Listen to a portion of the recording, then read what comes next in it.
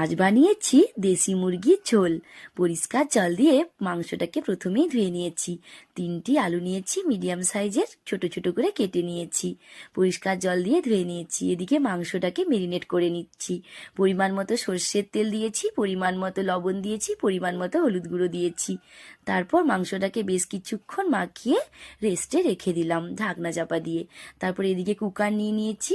পরিষ্কার জল দিয়ে কুকারটাকে ধুয়ে নিয়েছিলাম। তারপর ওখানে দিলাম মাংস আর পরিমাণ মতো মশলার জলটা।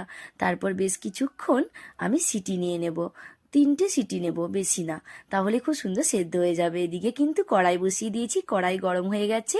পরিমাণ মতো সর্ষের তেল দিয়ে দিয়েছি। পরিমাণ মতো হলুদ গুঁড়োও দিলাম, যাতে তেলটা চারিদিকে না ছেটকায়।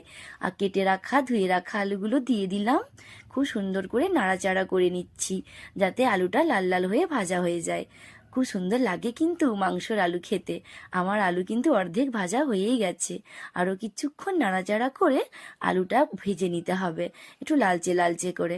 যখনই লালচে কালার হয়ে যাবে বুঝে নিতে হবে আলু কিন্তু প্রায় রেডি। আমি এখন আলুটাকে তুলে নিচ্ছি একটা পাত্রের সাহায্যে। তারপর ওই তেলের মধ্যেই আমি দিয়ে দেব চিনি পরিমাণ মতো। চিনিটা খুব সুন্দর গরম করে নিতে হবে, তাতে কিন্তু কালার খুব সুন্দর হয়। তারপর আমি গোটা গরম মশলা দিয়ে দিলাম, গোটা এলাচ, গোটা শুকনো লঙ্কা, তেজপাতা আর লবঙ্গ, আর দারচিনি। কেটে রাখা পেঁয়াজও দিয়ে দিলাম। খুব সুন্দর করে ভেজে নেব।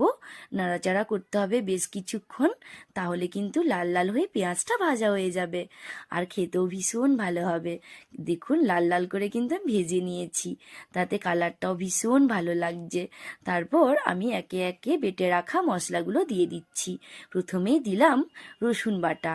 রসুনটাকে খুব সুন্দর করে কিন্তু ভেজে নিতে হবে, নাহলে রসুনের কাঁচা গন্ধটা কিন্তু ভীষণ খারাপ লাগবে। আর খুব সুন্দর করে কষে নিলে খেতে ভীষণ ভালো লাগবে। তারপর রসুনটাকে বেশ ভালো করে ভেজে নিলাম লাল লাল করে। তারপর দিয়ে দিলাম আদা বাটা। আদাটাকেও খুব সুন্দর করে আমি ভেজে নেব, যাতে কাঁচা গন্ধটা চলে যায়। পরিমাণ মতো আমি কেটে রাখা টমেটো দিয়ে দিলাম। টমেটোটাও খুব সুন্দর করে আমি নাড়াচাড়া করে ভেজে নিচ্ছি।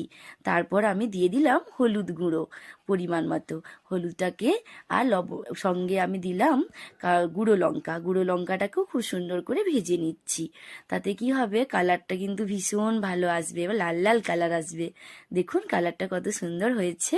তারপর আমি বেশ কিছুক্ষণ নাড়াচাড়া করে ভেজে নিচ্ছি মশলাটাকে।